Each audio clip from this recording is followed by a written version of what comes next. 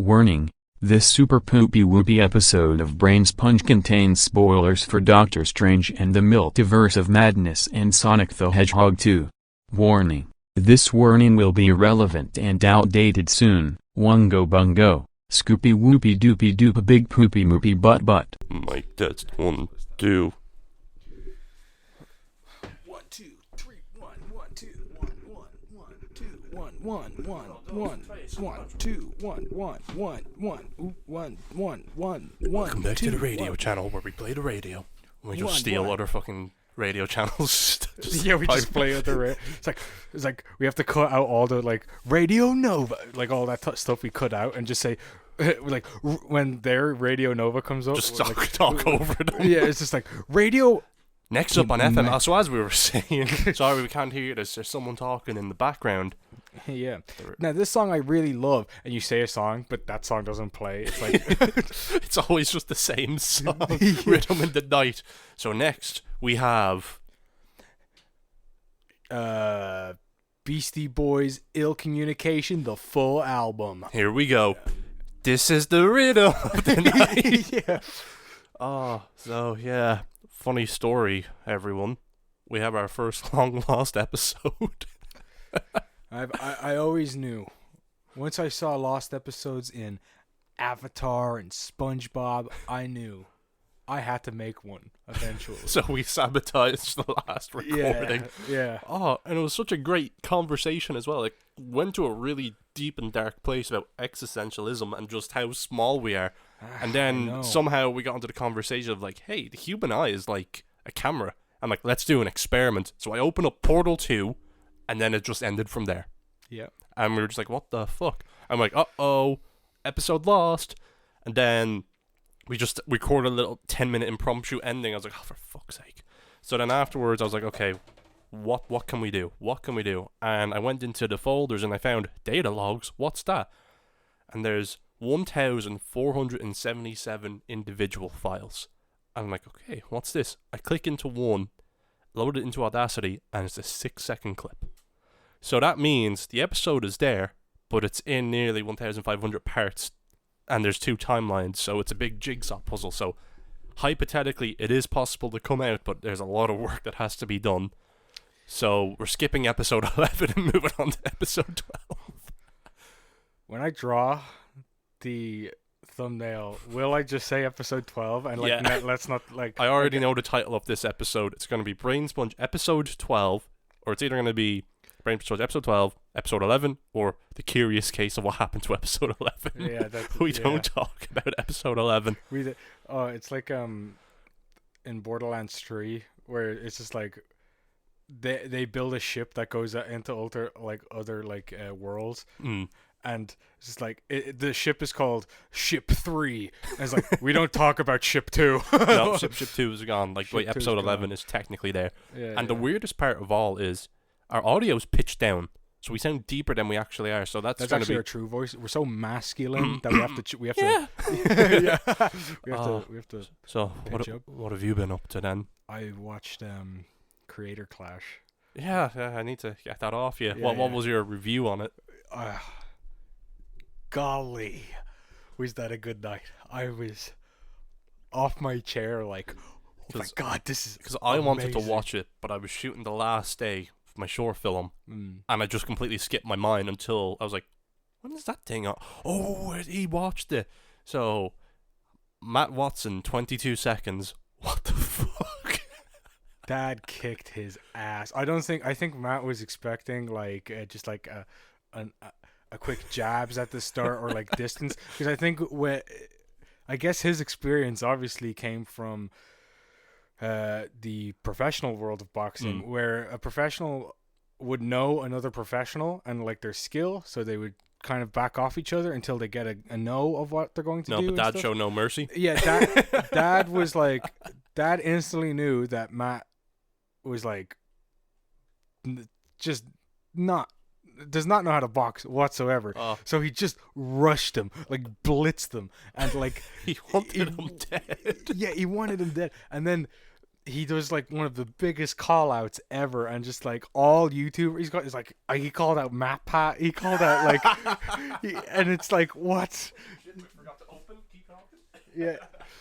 Yeah, he called out MatPat, and Welcome to Fight Theory, my new channel about the art of boxing.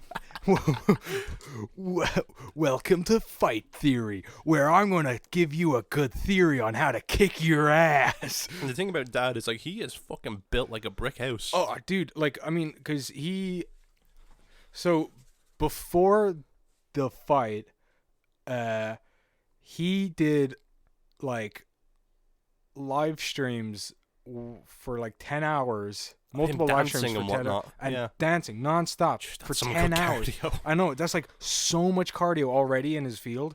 And then he just needs to build up muscle, which, by the way, I think he had a lot more muscle than Matt. And the thing is, he had a lot more to lose than Matt Watson because he has anime tattoos on his ribs. Oh, yeah, with the boxing. What a hero. He had like a... Oh, what's that boxing show called? Something Itbo or something like that. I don't know. It's a very famous anime where I'm pretty sure it's like a shonen anime where the boxing, like the main character, does the Dempsey roll or whatever. It's a famous boxing move that like an Irishman created, where you basically spin in, or like you basically sway your body in a figure 8, you know, like the infinite sign, which builds up a constant momentum, and then you just basically swing every time you're doing the downswing. Like the Muhammad Ali shuffle. Yeah. So basically that move is like, well, I don't know how actually good it is in real boxing. It is really good in real boxing. It's just that I think you have to pick your moments for it, and also it's a huge energy drain. Like, see, as lanky fellows ourselves, we know how hard it is to fucking build muscle for ourselves. Just Matt Watson is taller than both of us, and just, oh my god. But the best part was the diss tracks beforehand. Like, one of the top comments on Matt's one is, I can't wait for someone to splice this over him getting his ass kicked. And I'm still waiting for that video. And then Dad's video was just, there's just malicious intent. I'm so happy that I have tickets and I can like look back through the chat, because when Matt is going into the ring, I'm like, yeah, let's go, Matt. Then when I see Dad coming into the ring, I'm just like, oh, Matt's dead. Because like everyone kind of, they're like, oh yeah, Matt Watson's going to do something, but they all underestimated Dad because, like, you know, he has a goofy character. But as soon as that shirt came off and he's just there shredded. Yeah. But you said that Ryan McGee's fight was your favorite. Oh, Ryan McGee. What a hero. What a golden boy. Like, did he save face for Super Mega? Well, he didn't win, but it is a saving grace for Super Mega. It's like, Moist Critical has one of my favorite lines in it. It's just like what was Charlie doing in it? Was he a commentator? He was a commentator. Yes, yeah. And he was, when Ryan got knocked down, he got back up, and everyone's like, "Oh, he's gone, and then he was like going to like refs like, I'm good, and it's like, put the gloves, walk that way, and then he did, and he's doing all these things perfectly, and then like he's like, he's still, and then everyone's like, he's still in it, and then like Moist Critical was like, oh my god, Ryan, like, what a hero. It's like, and then they were talking about like how Ryan is like, this is Ryan's anime protagonist moment right now. He's gotta get up. He's like, I have to fight. This is the moment I've been training for my entire life. As he uppercuts. Yeah. And it's so glorious.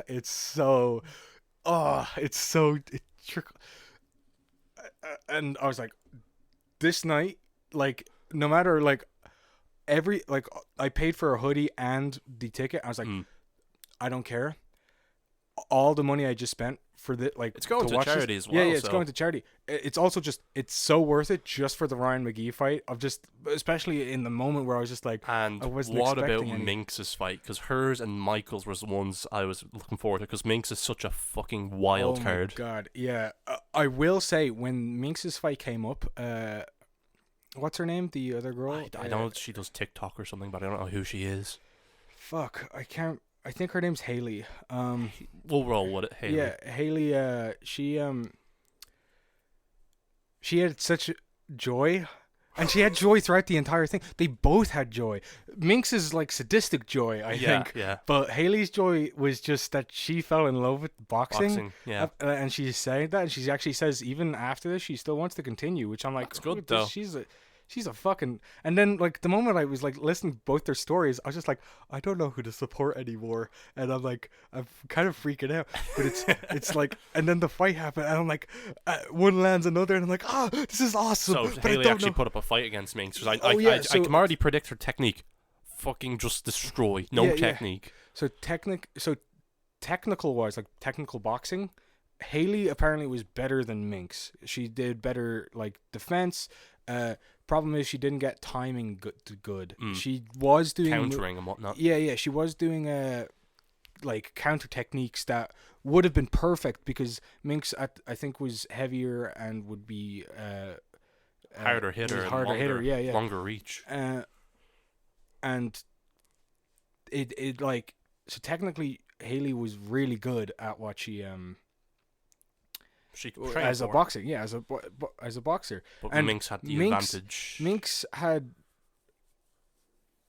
Minx was literally a monster. Where any punch she's from Limerick. given, what do you expect? Yeah, every time she was boxed, she had a small, like literally the amount of memes I've seen of every people, time you punch her, she gets more powerful. But every time I've seen so many memes of her as like the Green Goblin from like No Way Home, where she's just getting punched in the face and she's just laughing, and it's like, what the hell? And Haley was also laughing. I mean, I think by the end she wasn't. She was just like really struggling, and shock she was and adrenaline worn off. Yeah. There was actually a really brutal moment where she like openly screamed, and I was like, whoa, fuck. Primal. Yeah, I was like. And what about Michael's fight? Because like Michael was like a weird one to watch because he was against that money guy, wasn't he? Yeah, big Wall Street man. Big at 5 foot. What was it, 2 or 3? Yeah. They actually were the exact same height. I think. That's perfect. They were the exact same height, exact same weight, and although I do think weight-wise, I'm presuming Michael had more weight and muscle than body fat. Yeah. So, that's why I think his hits when he landed were like awesome, because at the very beginning of that fight, Money Man was hitting more. He was like connecting a lot more stuff. But Michael's strategy could have been wear him out and tear him down. Yeah, basically, I think that's what he did do, because he was punching him in the body, and then once enough punches were done to the body, and he saw that he was like kind of moving away from him instead of being aggressive. That's when he started being aggressive, and he like, I think he just took him out in the second round, where you can see him like look to the ref and go like, "This is over, this is over," and then the ref had to like cover his entire body. He's like, I got you. And it's like and that fight was awesome. I can't remember where I ranked it because I gave you a list of what I ranked stuff, but I do think AB from the H3 podcast was a better fight. I forgot that was why. Who was he fighting again? He was fighting literally a dude who looked like a fucking the stereotype of a Russian. So he had no chance, is what you're trying to say. Well, it looked like he had no chance, but he like, again, he was kind of it was like basically AB was basically he was ill-equipped, screwed. Yeah, he was screwed. Yeah, he was I think he was ill-equipped because the muscle difference, oh my god, the muscle difference is unnoticeable. I was like, oh my fuck, because the guy he fought was a bodybuilder. Oh, there beforehand. It is, weight and power behind them. So so him, that fight was still interesting and fun. And again, I loved every fight because at the end they would always show compassion and hug each other and be like, for each other. I loved it. I loved those And fights. what about Aaron versus Harley? Because that was like, Harley kind of fell into obscurity, so this was like a chance for him to redeem himself. Yeah, and he called out Dr. Disrespect, which was because isn't he like 6'6" or something? Basically, yeah. So why Aaron was a last change. last minute like bring in. I think he only had a few months to train, and Harley was like had a whole month ahead of him in training. So he had that advantage of just learning techniques and whatnot. Yeah, and the weight difference, that is the biggest thing. That was like the most glaring, obvious problem in that. And even Idubbbz himself, when he said he was listening, like I think that's the most glaring one, is the fact that the weight difference in there is because Harley is bigger, he's got longer reach, he's heavier. Everything is going to just hit Aaron harder. He's going to feel it. Yeah, Aaron's just going to hit everything hard. And, I mean, props to Aaron. He held his own for quite some time. And then... Didn't take a knee like Deji did in his fight. No. Although it was... it was, like... how they built that fight up as well was also really, really, like, touching. Because those are OGs. Yeah. Original Epic Mealtime and Game Grumps and Ego Raptor, like his original cartoon stuff. They were OGs in the YouTube scene, and it was like they built up like this is the OG fight, and it's like wow, this is actually it's kind of touching, and it's kind of just. I'm still upset that Chad couldn't make the fight because that would have been a hell of a fight. Who was he supposed to fight, or was it revealed? I think he was meant to fight because Alex Wasabi was supposed to be in it as well. But he backed down. Yeah, but that's Alex Wasabi. Yeah. He's probably like, not enough money for me, pal. Yeah, I want to fight. Yeah, what you call it? This is only my guess, but I presume he was going to fight Max Movo. No, I think he was going to fight. Again, this is only a guess because there's really little known about what he not really everything did. Was revealed beforehand. But like, and I mean, I think more is going to be revealed because Idubbbz has a documentary about the entire in his entire process. So, in the making at the moment. So we'll see. When I know he had an injury which was out of his control, but it just would have been nice seeing them reconnect. And then, of course, the title card itself, Idubbbz versus Dr. Mike. Yeah. Because Dr. Mike, he was already an athlete, wasn't he? Yes, he'd been boxing for 10 years. So he can really... yeah. So that was like an uphill battle. And again, to Idubbbz's credit, he lasted 5 rounds against... I heard there was a mix-up where it wasn't supposed to be that long. It was meant to be... So what it was told to the teleprompters and all that stuff, the teleprompters were told that it was going to be a 4-round fight, 3-minute each. Okay. Round. But that was never the plan. That was never the plan. The plan was every fight that night was going to be 5 rounds, 2 minutes each round. And it was weird because Idubbbz and Dr. Mike, they both trained for 4 3-minute rounds for 4 like rounds. So it was just a huge weird mix up that like was although they said it was all fine, it was just that like they were training for a certain way and but then just flip on their head. It was flipped on their head, so they got confused. That's why when the bell went off, they were still going for a punch. Because they were like, wait, what? Body, like, it's just they're used to, okay, it's not over yet. I know it isn't. Because they presume it's a 3-minute, and they've been training for, like, Idubbbz's been training for an entire year, and Dr. Mike was gone from boxing for a bit until he was until he was brought back by Idubbbz to say, hey, do you want to fight again? Because, or, like, do you want to... Because it was going to be Rice going, I'm so glad that didn't happen, because that just would have been That would have been a curve stomp.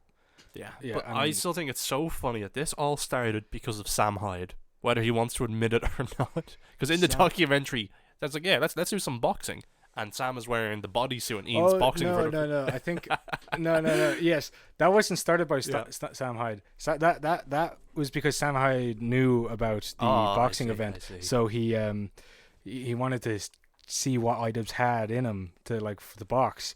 That was an incredible experience, like from both perspectives. Yeah. And then again, I think the worst fight in it, or I wouldn't say worst. Weakest. It was just the weakest, and it was just like not as enjoyable to watch because I think it was more of a curve stomp, and it was just more of a guy trying to survive in the ring, which Objective survive. I mean, I think after a certain night, you kind of got like a good version of that fight, like where a person's just trying to survive with Matt. Sorry, not Matt, because he got demolished. But that was just entertaining. Yeah, that was just entertaining. That was a quickie, and I was like, this is the warm up. This is what it's gonna be like. Yeah. And then Ryan was, I think, the true like fighter MVP. and or like the true MVP. I think where that. In the chat as well, everybody at the end of the fight, because when they were hugging so Which much afterward. Yeah, especially in the Ryan and I can't remember what the other guy's name is called. Pure respect, though. Yeah, in the chat, everybody would say like, "Now kiss." It's like, and when they were walking off, it's like they're walking off the back room, and I was like, "Oh yeah." I heard it did 100,000 pay per views, which is really good. Oh It's just an independent event that Ian set up. I will say, I thought it was weird. A lot of YouTube videos came out about just showing almost the entire event, which is stealing. Let's be honest. Yeah, it is, and I saw like a YouTube video of like a streamer who like was streaming the entire thing, but it wasn't. The streamer was like slightly being framed. Like, do you know the streamer Mizkif? Yes. So he's kind of being framed as like he was showing us his entire chat, right? Was he just reacting to it though? Yes. So basically, he did react to it. Didn't show anything in his actual stream, but the YouTube video put his entire stream into like a corner, like he was reacting to it and showing the entire stream. So it was and an showed the interface fight. problem. Yeah. Well, no, because this wasn't even in the stream. The original stream is just him looking at like you just see him and his background, or like his room, and the chat is like right beside him going up. But in the YouTube video, that's all squashed into a corner. Even the chat is like, you can still see it's very small, so you know it's not like this isn't what he actually was showing his chat. The YouTube video is just put what was happening in the they aligned the sounds from his mic from when he was like reacting to it. So it picked up the audio of it, which is probably what they got claimed for. Yeah, well, it was just I'll probably show you, and Yeah. it'll be better to describe it when I show you the video afterwards. But yeah, although yes, deep down I'm like, I do want people to watch this, but I'm just like, I just pay for it. Yeah, like support it, because that means Yeah. like if this does really good, there could be a creator clash too. Which And I'm just saying, there is apparently. Keemstar versus H3. Come on, let that be the title card. No, apparently it's the Franco versus H3. God, Keem's a fucking coward. No, yeah, he's not gonna fight. But like, I hope that means we can get Chad back and. oh yeah, you might be able to actually get because they did say a creator Clash 2 was going to happen. iDubbbz in Philip DeFranco's, I think one of his most recent episodes, he was like, yeah, there's definitely going to be another one. And For a cook, he fought pretty good. and Philip DeFranco was in a previous episode was talking about how like in that episode he was talking about H3 calling him out, or no, not calling him out. So iDubbbz said to H3 saying like, I think Philip DeFranco would like to fight you or something like that. And then Philip DeFranco was just like, I didn't say that. And then misinformation is being spread. Yeah. And then like iDubbbz had an interview with Philip DeFranco, and he was talking about like how it's like I don't think I've said that. It's just like, and then I was like, I'm pretty sure I heard that around like probably someone said it to me anyways, and it's just like, yeah, I mean I'm like, and then it led into DeFranco saying like, hey Ethan, if you want to go brawl, I'll kick your ass.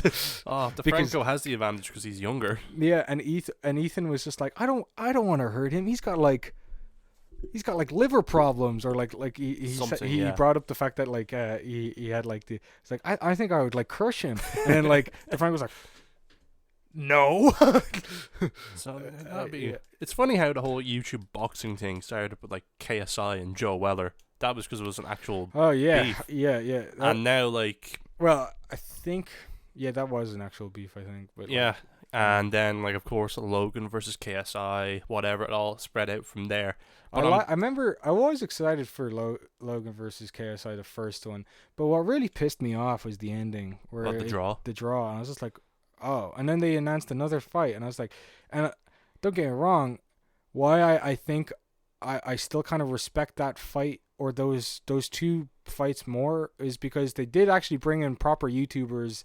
Yeah, That might have been money grubbing people, but like they did still bring in YouTubers that people wanted to see at that time and didn't know what was going to happen.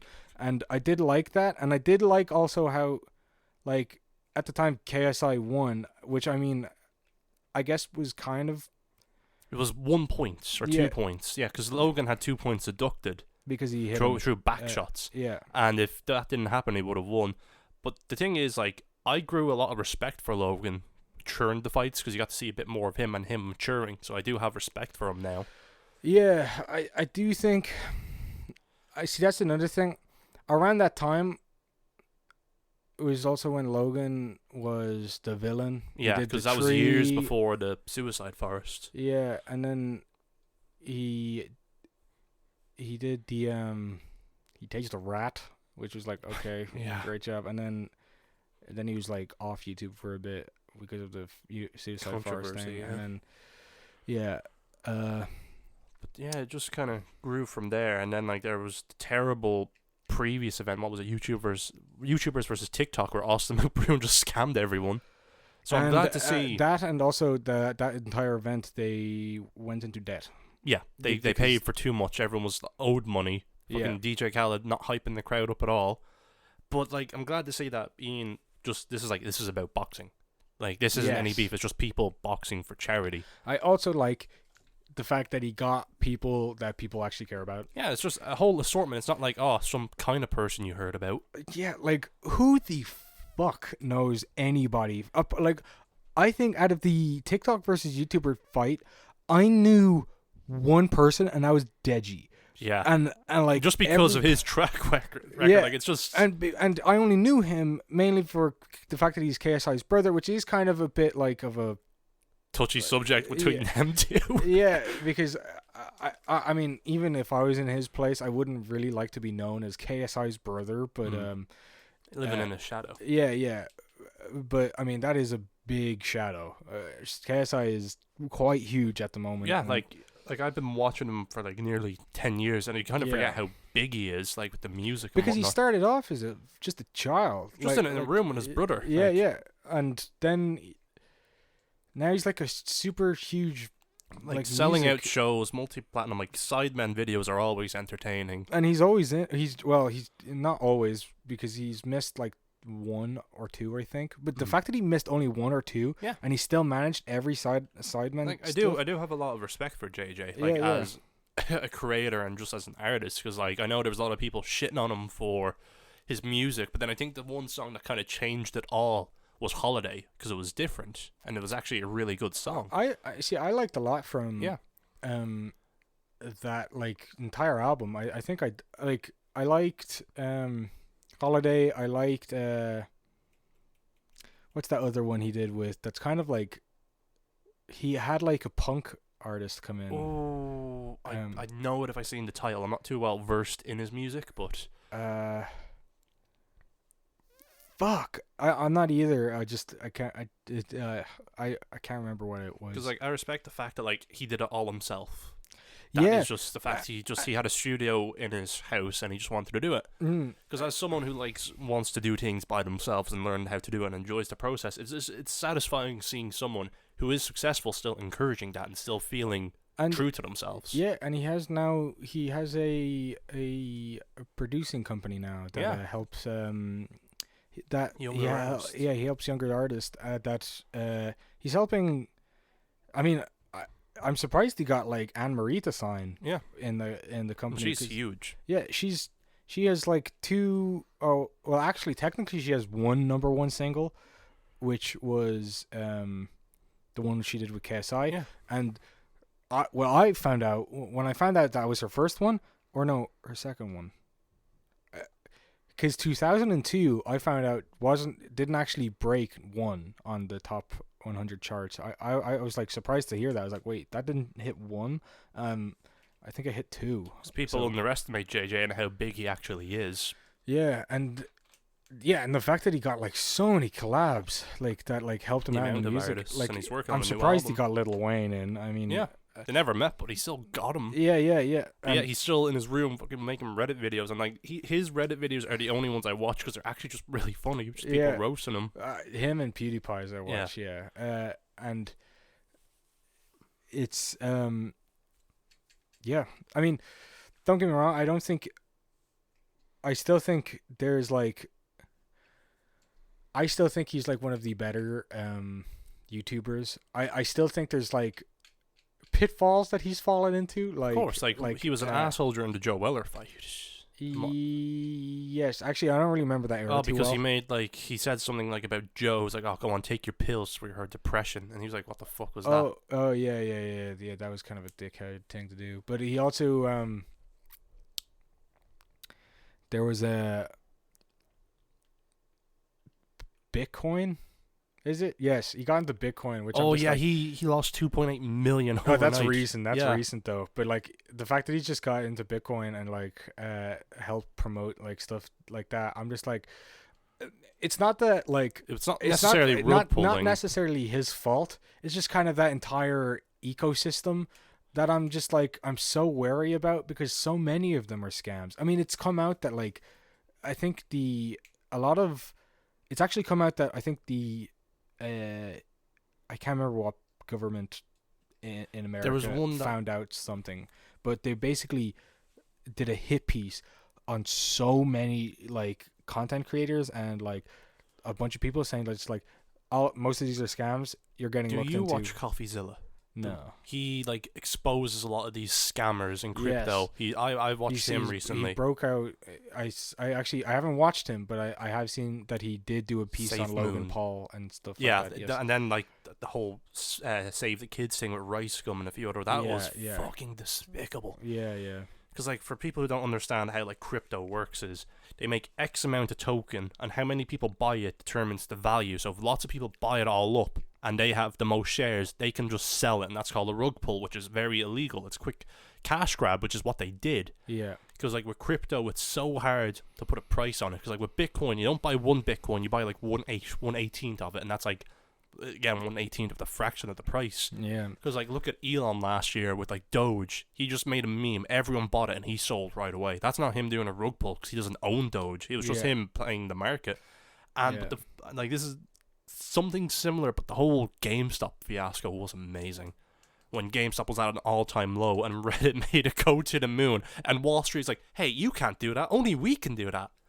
But which was like, Wall Street's so fucked. But like the fact that they're like, you can't fuck other people over, we fuck other people over. It's our business, pal. And it's like, okay, it's just I don't understand how any of it works, and I don't think I want to. Yeah. Oh, I saw a really good fucking. By the way, just to bring it back to the creator clash, there's a really good. What you call it? There's a really good comment I think on Twitter, which was like, "Wow, oh fuck, what's his name? Michael Reeves. It's like, wow, Michael Reeves, fuck the stock market." Oh yeah, and then the goldfish video. Yeah, like showed that like a beat up Wall Street bets, beat up Wall Street bets, and just like also outdid just the average Wall Street person anyways. Michael Reeves, man, and then beat up a guy who helps with like investment loans and stuff like that. It's like, oh, he's genuinely just like that video with the goldfish, and then one of the comments is, we have to make fucking fishbowl bets now, and someone did. Like, I don't know, it's all weird. Because like one of my friends from college who I kept in touch with, he made for his college project a documentary about parasocial relationships, And like parasocial relationships is one of those things I'm always very wary of. Like whenever I watch can something, be very toxic. yeah, like the only like kind of like parasocial-esque relationship I had was with the channel Unis Honest, because it meant a lot to me. Because the whole point of the journey is it has to end. Yeah. But after that, like whenever I watch a creator, I'm not like they're my friend. I put them on as background noise, or I'm trying to do something. Yeah, I'm pretty much And the same. with his one, it was just talking about like why people get attached and how normal it is, especially with children nowadays. And he got some big YouTubers on the project as well. And I found it very interesting because like it's a 5-part series, about 5 minutes each, just talking about it. But just the idea of parasocial relationships, like especially like with the likes of OnlyFans and Twitch, whatnot. It's like it's an easy way of tricking people into just like paying for friendship, and just the idea of that to me always just made me feel Yeah, I think it's really weird. There's like because I think with parasocial relationships, people say like you can have the healthy side, but I also think you can't really have the healthy side without also having the negative, because at the end of the day, you don't know these people when the cameras are off. yeah, and I think I think PewDiePie the fact that PewDiePie recently moved to Japan, Yeah. he reviewed his Reddit again, and he's just like, he's saying that like he's happy to see his community like this, that's not like a parasocial toxic type of way, Encouraging and supporting. yeah, and encouraging and supporting and stuff like that. I'm like, yeah, although that seems like such a huge balance. Like, how do you navigate people's emotions? Because some like creators like, oh, if you see me in the streets, come say hi, and some others are just no. Because I remember for me, TikTokers are the worst for that. They're like, because kids can experience stuff in also most TikTokers, they have to be looked at for pedophilia. Yeah, like, it's just many of them kind of suspicious, because it's like the same thing that's happened with Minecraft. Because the thing is about TikTok is, in its terms of service, is you can't use the app if you're under 13. So like 90% of the accounts should be banned. But I remember like, how do you react if you're in the presence of a celebrity you admire? Have you ever had that experience? Because I kind of have. I guess in Comic-Con, but like not. So, you know the show Dexter? Yeah. And the lead titular character, Dexter, Michael C. Hall. Because he started a little band right as he didn't start, it was already established, but he set a tour date for Dublin when the revival of Dexter was playing, and like his music was really good. And when I was sitting in the front row, and I was like, oh, that's him. But then I kind of forgot the fact that like he was a celebrity I really liked. I'm like, he is really good at music, and I kind of like lost that kind of not parasocial-esque relationship. And when the show was over, like I asked him, "Can I take the set list home with me?" And he said, "Yeah, sure, take it." Like it was just one of those things where like, cool. And now it's like sitting on the shelf over there. What? Where? It's beside my Doomslayer. Down the bottom shelf. It's blending into the wall. Oh, you're right. I see. Because like, it's one of those cool things where it's like, okay, he's actually just a chill dude who just wants to play music. He doesn't. Is that a cassette? Oh, that was part of the Doom Eternal Collector's Edition. Oh, okay, right. Don't you know the one where like Mick didn't finish the soundtrack on time, and they just sent the mixtape with nothing on it.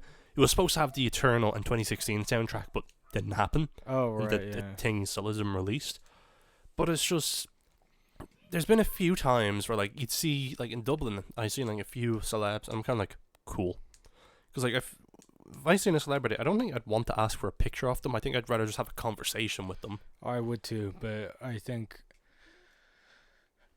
I would too, in the sense of just like I want a better understanding of who they are. They are people. Yeah, but I think that's where like I it's a hard thing because it's like, should I actually approach them? Is it even appropriate? If this was just a normal person, well, not even normal person, just a person. Yeah, I think it's okay in the fact to say hi. I think if you stay any longer than you have to and you kind of follow them around. Yeah, then it's just you gotta stop at that point.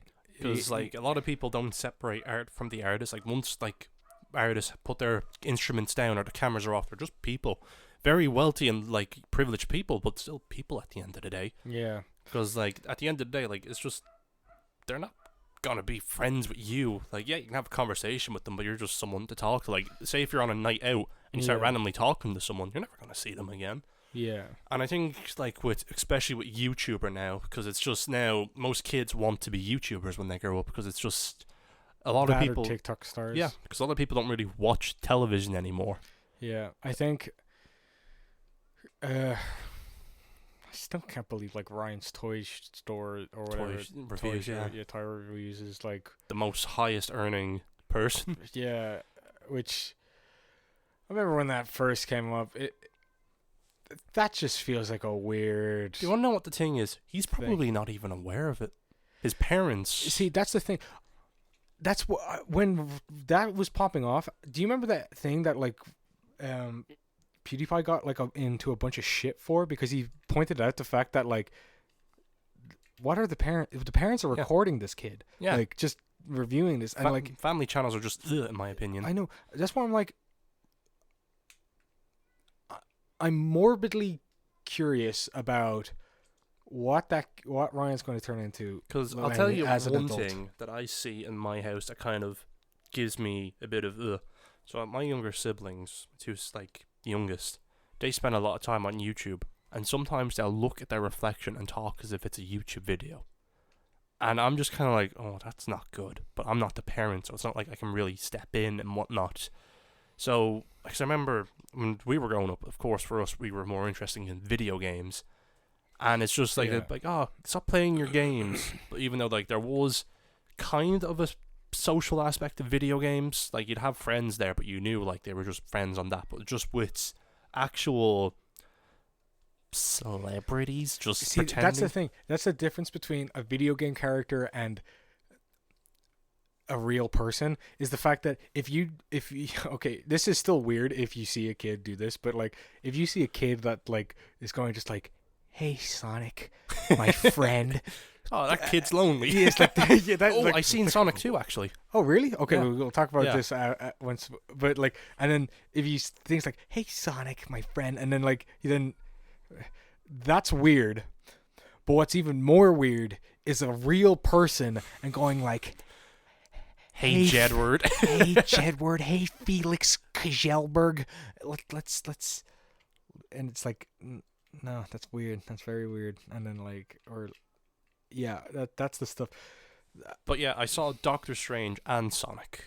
I also saw both of those, and I don't know if you saw it yet, but sorry, I'm very excited to say the name, but Everything Everywhere All of the Time. I was probably gonna go into town next week and see it because it's only in Cineworld. Yeah. I went to Cineworld yesterday and watched it.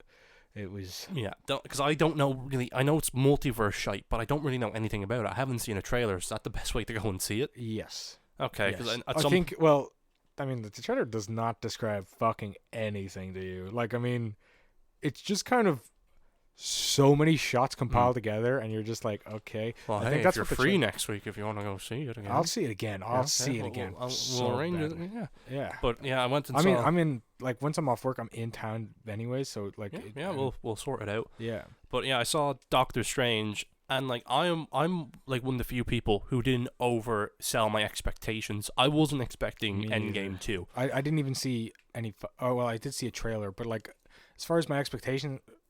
I was just more looking forward to the fact it was a new Sam Raimi movie over anything. I was as well. And I just seeing all the cheesy Raimi cuts, like the pop-ins and everything, the stuff. I'm like, this is what I wanted. This isn't the spoiler, but at like the end credit scene where it's like, it's over. Yeah. And the camera zooms in. That certain character with their hand being possessed. Yeah. Oh. And you know what? Fucking spoiler warnings, because we can't talk about this without spoilers. But it was just like all the Evil Dead reference, like, you know, Wanda was the star of the show. Oh, yes. And people were like, my cameos didn't cut. Like, the thing about the movie is the cameos in this film don't really matter that much. No, like, although I was very heartbroken to see some of them. But like, actually, should we just break into That's why I said spoilers. spoiler warning. Yeah, The smartest man alive, my fucking ass. Yes. Hey Wanda, just Black Bolt wants to tell you something. Just step a bit closer.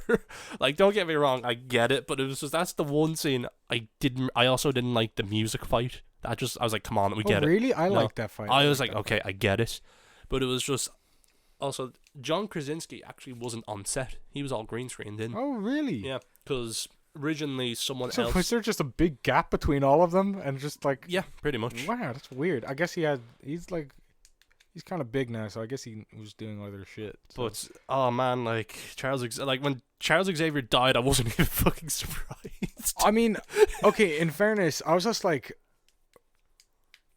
I was very confused by like, well, How he died. yeah, I was just like, what? I mean, I don't. Maybe that is. Well, I mean, okay, in comics, it's kind of all over the place. I'm also with his calling mind bullshit on how Monica Rambo died. A fucking thing fell on her. That's it. But That's the thing.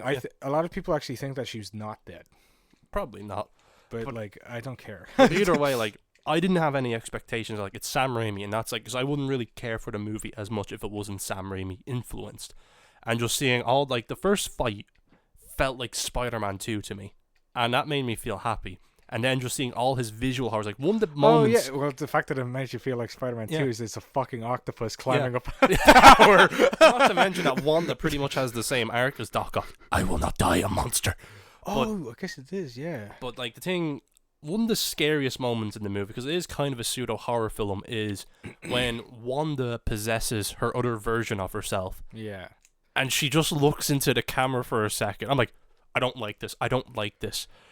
She's okay. Star of the show. What's her name? Scarlet Witch. No, the actress. Elizabeth Olsen. Yeah, she is. Holy God! I mean, I don't think she has. From what I've seen in the other movies, she's like okay for the most part. Is just, but this one, she went like, holy fuck! She's an amazing actress. And not to mention, like, the trailers kind of hit it. Like, we thought it was like, is she going to be the villain? And I'm kind of glad that, because when you see her motive, and just when she goes to attack Camertage, and like he traps her in the mirror dimension, and then she's just pulling people up from the reflection and the eyeball, and her crawling out. Yeah. It's like, this is fantastic. Dude, I will say, I was like heartbroken to see Black Bolt die the way he Man, did. how he fucking died. Like, it's just, the movie is graphic without being graphic. Because I remember in the trailers, everyone was like, Wanda's covered in blood. I mean, that's what it's supposed to be implied, but it's robot blood, so it's not actually blood, so they get away with it. But just like, yeah, the scene was cheesy, but when, like, she said one of the coldest lines I've ever heard in any film, is your wife still around? Yeah. Well, at least someone will be there to raise your children after. I was like, what the fuck was that? Oh yeah, but the Fantastic Four. It's like, oh man, please. I was like so disappointed. I mean, okay, I don't think that's if like Mr. Fantastic, how he died. I'm just like, see, these are beloved characters in my head where I'm just like, I love these characters. I absolutely love them, and I hated to see them die. Because like, just just hated. I mean, Black Bolt's head fucking imploding on itself. I was like, and okay, then just see, that's the thing where I'm like, see, okay, I mean, I know it's not the comic book version, and I hate to be a fucking nerd about this, but like, so Black Bolt and his mouth being closed over, and then him screaming in shock. Like, okay, first off, his character, he's been like that since, like, I think he was like 13 or something. Like, he for a very long time he has had to learn not to talk. It's very hard to believe. Again, this is only a fanboy of the character coming out, where I'm just like, no, wrong, and then I mean, okay, in fairness, that is a way to cancel him out, like, power-wise. He's useless. Obviously, he is useless, but like the fact that he died from that, I'm like, what? And well, the fact that he was shocked and then screamed was like, what? Because like, it's one of those things you can nitpick, but it's just at the end of the day, these aren't the actual characters. But like when Charles came in, you heard it do because like, he was actually the comic book character. I think he was actually from the animated, yeah, the cartoons. And like seeing Captain Carter was cool. Just seeing that, and like I do not know how she was the last one to go. Yeah, or the second last technically. But it was just a lot of horror elements, and then just seeing like how are we going to defeat her? And the trailer's going to say, it's like, I'm going to possess my dead corpse. Oh, that was awesome. And then all the, like, he used, like, the bodies Yeah, to he's like, your create a magic, cape. control it. And it's just... But I heard one thing, because one thing that looked iffy to me was Strange's third eye. And I heard that apparently he wasn't supposed to have the third eye. That was actually the symbol of Dormammu. Oh. But they kind of just last minute changed it to the eye because it looks stupid in my opinion. The eye? Yeah. Yeah, it does. Mainly because it's... that's where I'm like, I think Raimi went into a weird direction with it. Where I think... Because Raimi likes really classic type of how to... classic filmmaking in like... some areas where I'm just like, I don't think that worked out in your favor, pal. Which is like, you literally just cropped an eye. Yeah, you just went feathered a bit. Yeah, and then like, I think that's all you really fucking did with it. And I mean, okay, in fairness, don't know the timing. Like, that could have been a rush job. So it was reshoots last minute as well. Yeah, so I don't really mind it either. But it's like, I enjoyed the movie, but it kind of highlighted an issue Marvel has now, where the whole point of Phase 4 is the multiverse. But now I know which movie it's going to break. It's going to break in Ant-Man and the fucking Wasp. That it was just like, in Loki it breaks. Oh, is it going to be Spider-Man? No, it's not Spider-Man. Yeah. Is it going to be this? And now it's like, guys, you keep saying multiverse. So when are you actually going to... Did you know the original release date was meant to be Doctor Strange, then Spider-Man? Which I was like... What? How the fuck does that happen? And how does that work? That was another thing in the trailers. They implied that because Strange did the spell for Peter, that like that's what broke it, but it wasn't. It was because he fixed it at the end of that. It was America Chavez coming in from another universe and him going, there's a multiverse of madness out there. I have to save it. But like I enjoyed it, and it's just after this I'm kind of about like I know Thor's coming out, but even then it's just I don't know enough about it to. I actually can't wait for Thor, mainly because it just looks so like it looks like fucking schlocky fun. That's it just looks so like sometimes schlock. Marvel, like I'm so glad that like Multiverse of Madness did feel kind of disconnected from the rest of it. I actually think it felt disconnected because Sam Raimi is directing it, mainly for the fact that it's his own thing. It's like, one, the camera work is so fun. Yeah, it's just kinetic movement, the editing. I saw a person who pointed out like a really good thing, or like a really a really what's the word for it? They brought out a really good point. Sorry, where the Eternals was meant to be Marvel's like. This is meant to be like our cinematic flair type. Like this is like technically like visual wise, it's meant to be like our best work. But then it looks so boring. Yeah, and then Sam Raimi comes in and puts more fun camera work than any of the shots in the thing that annoys me about the Eternals is like it's our like indie type movie. Like you did the most basic filmmaking things. You shot on location, had lights and cameras, but guess what? It's still CGI based. Like, I hate when they try to give themselves credit for that, because that was just them trying to tackle the criticism. That was the other thing where I was like, designers. I don't know what happened. This could mainly be because the designers probably did make a beautiful, like, awesome monster designs, and then showed it to producers, and producers were like, that looks fucking dumb. Yes, so they made it like a scary, like, basic ass fucking glob monster thing, and they're like, that's cool. But the only visual thing where I was just like, that kind of looks cool, was the actual fucking, like, Sentinel God thing at the end. Yeah, like, Arishem, like, when my favorite shot in that entire movie is all with him, like, when, I can't remember her name, is summoned by him, you see his 6 eyes, and you see this little dot in the center of the screen, or when he comes to Earth, and and the sky opens up, and you're like, holy shit. That's it, that's all I can give the movie credit for. And, like, not to mention that Fastos, the engineer, he was a really good character. Like, seeing him turn on humanity because they made the atomic weapons, and him going, it was amazing. And, like, the fact that, like, his relationship didn't feel like a token homosexual relationship. It felt like he has stakes. He has a family. That is the thing I'm liking, and, like, okay, it's kind of a...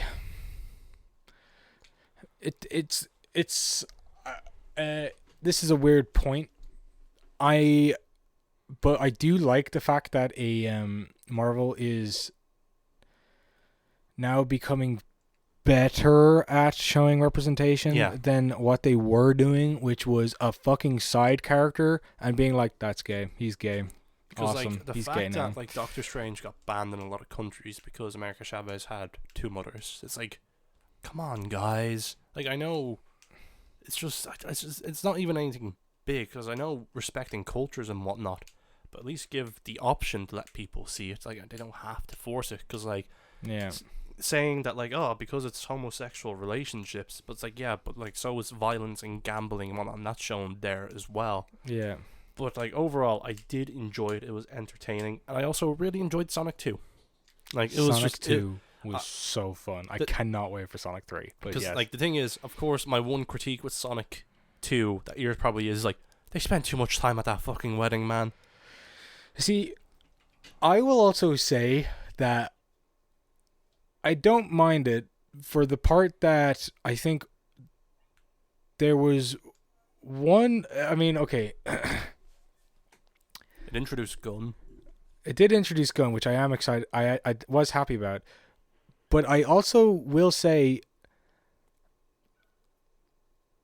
I know a lot of people disliked the girl who's getting married. I can't remember her name.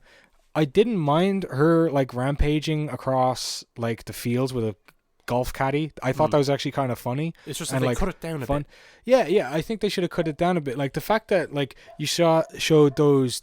I guess it was like a girl empowerment scene, which I mean, like, I feel like again the golf caddy really kind of shows that already.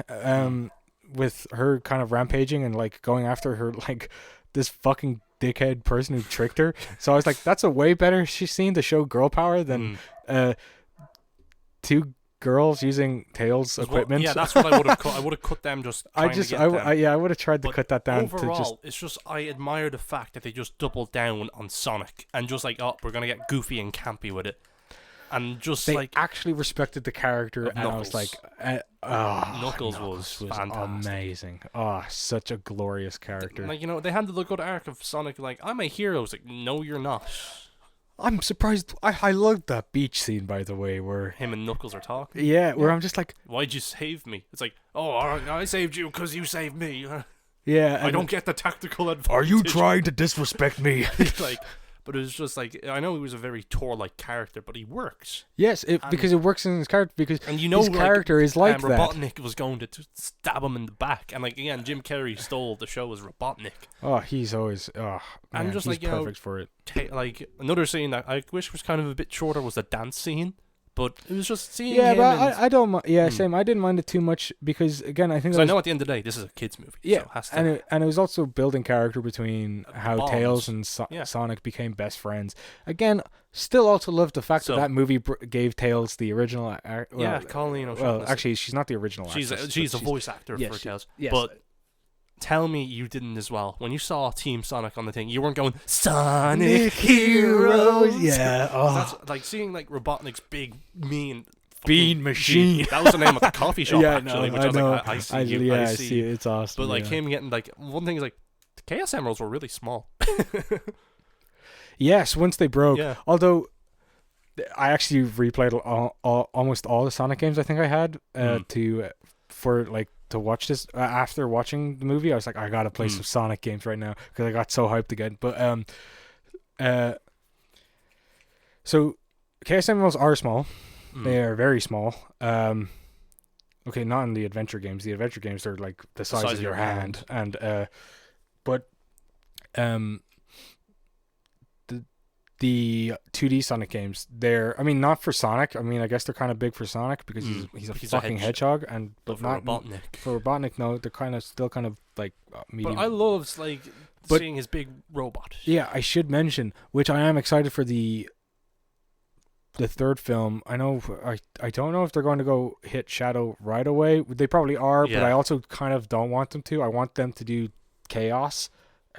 I feel like Chaos would be the final boss, though, if they were to like do a fourth movie, and that'd be the last one. And have Shadow there before so it's like the opposite way. Okay, I'm fine with that too. Because at least we know with Shadow that we're going to like the Ark. We're going to the moon. Yeah. And like I do hope and see that, Maria, a girl gets shot.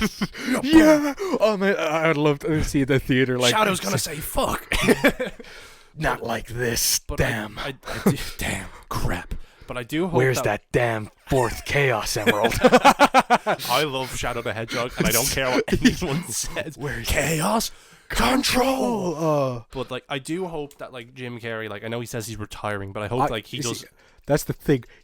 Everybody's pointing to the fact that he said after Sonic. Yeah. You never Yeah, said Sonic 2. 3. You never said Sonic 2. Meaning you said Sonic as a whole. Please give it to me. Sonic became Super Sonic, it's like, we're doing this already? Yeah, yeah. And just seeing him powered up looking pissed. Like the fact that we see Sonic pissed for the first time. Piss. But it was just Eggman's big robot. It was like, that is goofy and I love it. That's And the fact that each team had something to do. Yes. Oh my god.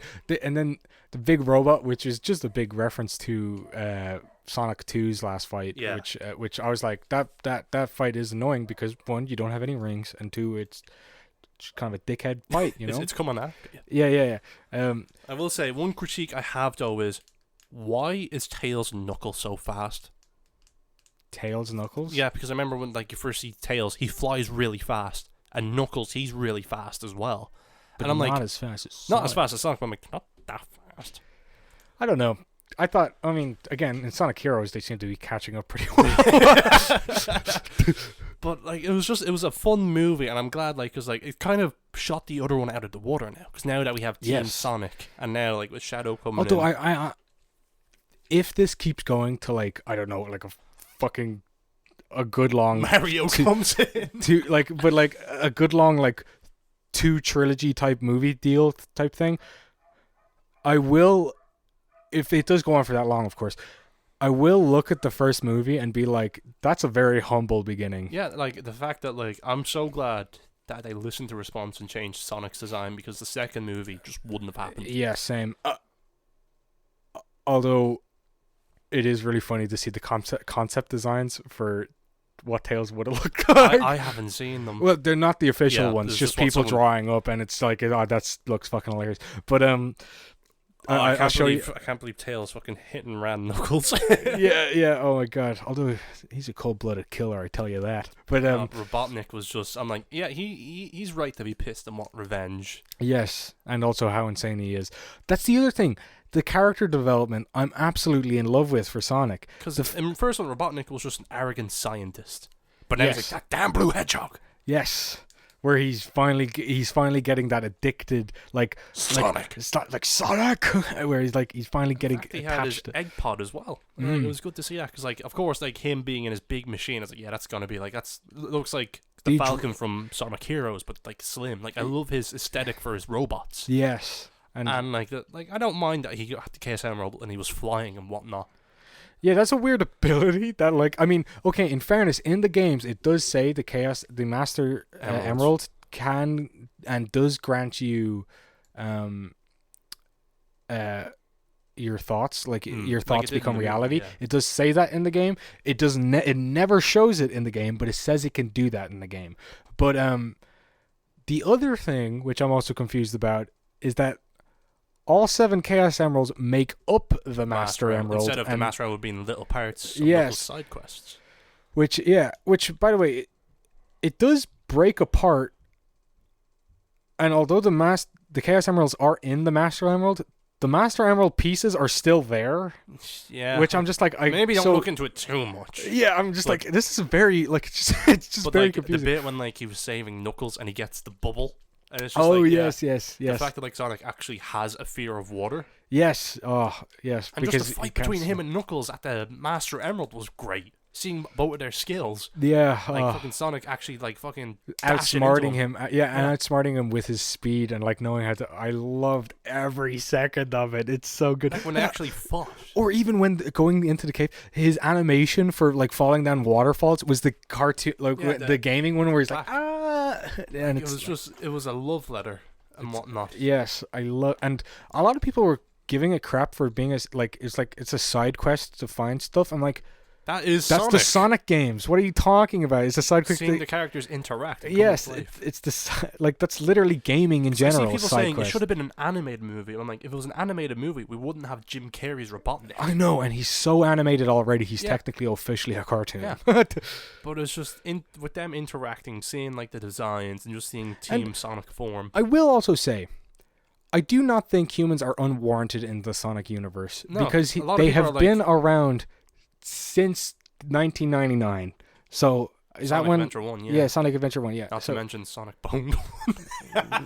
yes. Actually, you know what? I'm going to say Sonic had humans all along because Robotnik is a human technically. So yeah. You see, the one thing I want from Robotnik now, in the third one, I want them to have his little spectacles now. The Oh, little dark yes. shades, 'cause then he would be complete. A lot of people were thinking if Jim Carrey does leave, what they are going to do is make him a robot Yeah, that and could work. make him Robotnik. Metal Sonic as well. Metal Sonic. I really wanted to see Metal Sonic this game. But I predicted to you on an episode that the end credit scene was going to be Shadow the Hedgehog, and I was correct. Oh really? I Yeah. don't remember that. Was that in one of this podcasts? Yeah. Oh, wow. I'm pretty sure it was. But like, it was still cool to see Shadow though. Yeah, it was. Project Shadow. Project Shadow. It's like, huh? What? That big hullabaloo. But man, we didn't get any Rouge, whatever. No bat titties. No bat titties. Is she gonna have bat titties? She better have bat titties, or else I'm gonna be very upset. I can't wait till Omega see- as well. or Gamma. Amy Rose is here. Shut up. I'm actually more probably excited for Gamma. If they choose any robot, I'm okay with 'Cause, to be honest with you, I can see Sonic 3 being a Sonic Heroes type movie. Team Shadow versus Team Sonic. I mean that's what Sonic Adventure 2 was. Yeah. Team Dark, team versus team Hero. And we all know how What you the love hell was Sonic Adventure 2. See, I like so much of the game.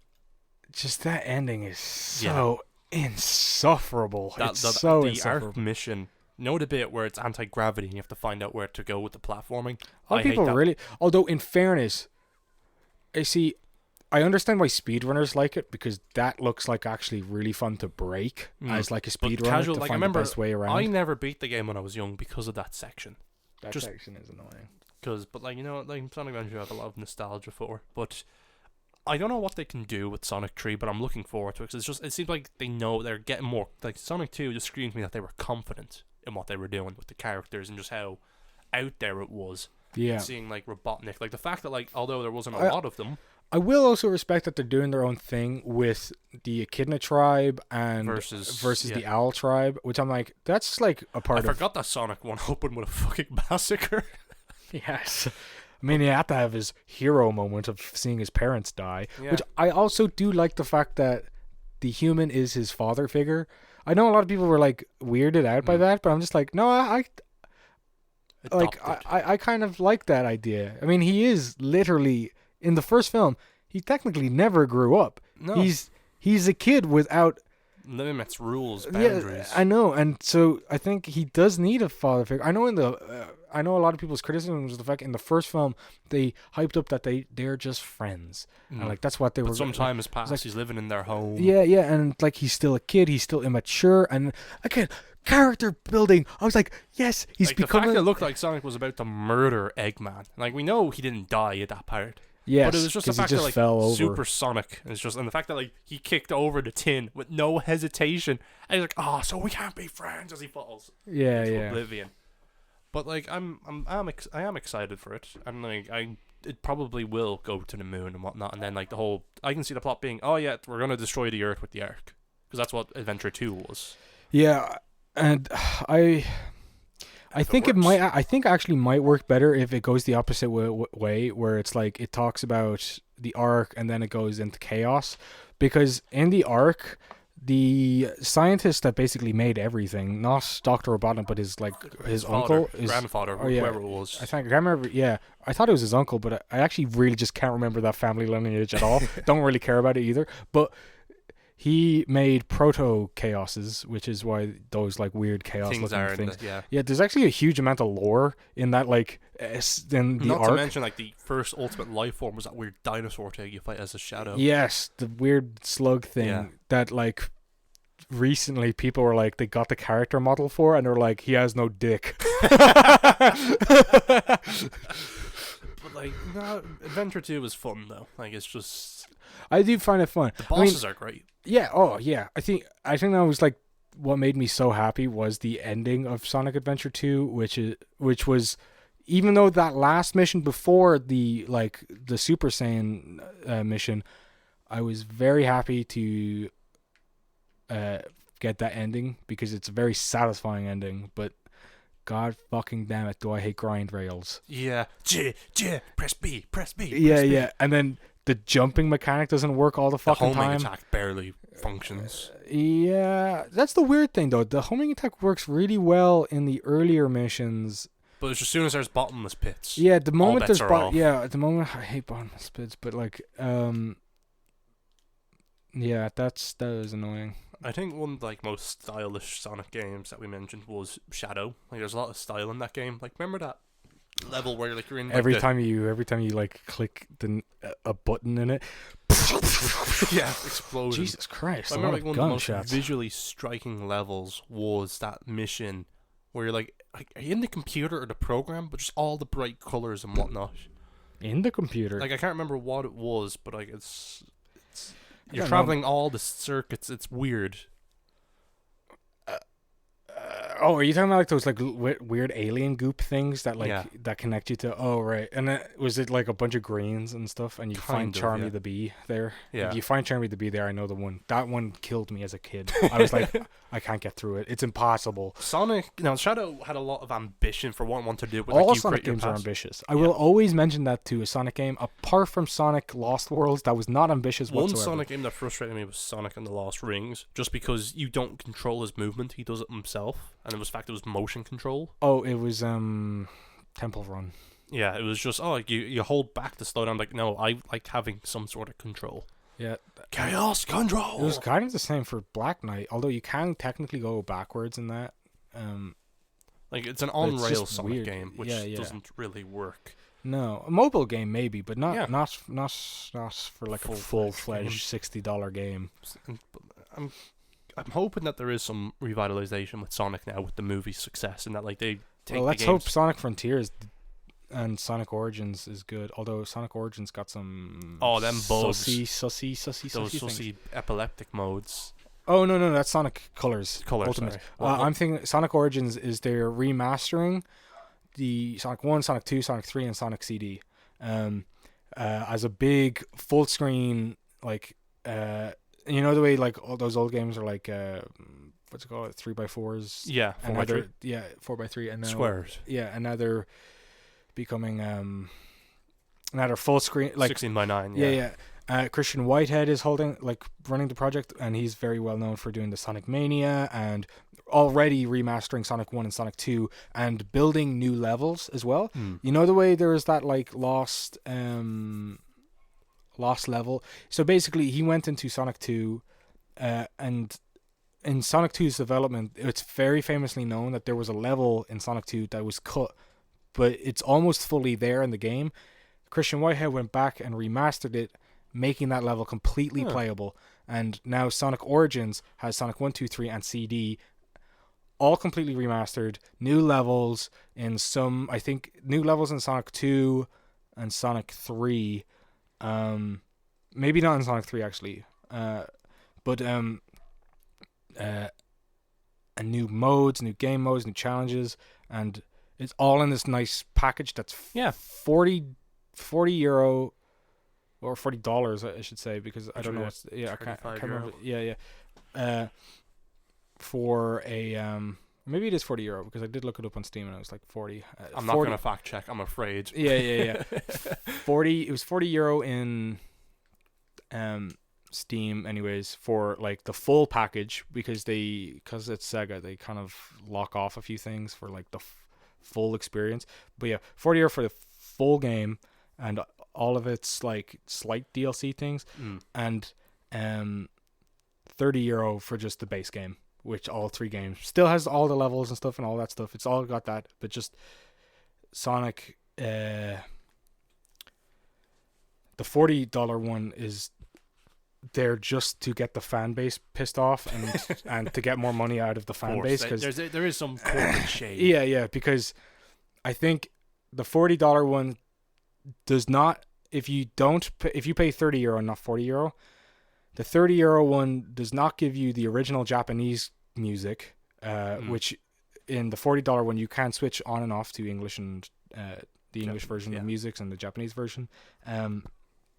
And there's like a bunch of things that a lot of fans are pissed off about right now. But I'm probably going to purchase the. That's another thing. It's not physical. Digital only? Yeah, it's digital only. But they were also saying this might be the same thing that they did with Mania. Mania never became physical till Mania Plus. Just wait, let's see if it does good, and if it does good, we can sell the physical version. Mm-hmm.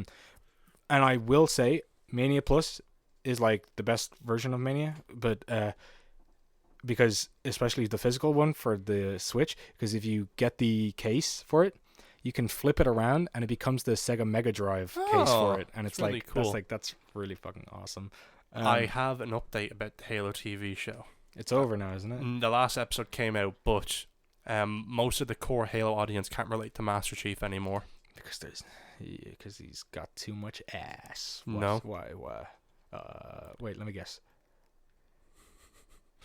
He's not a gamer?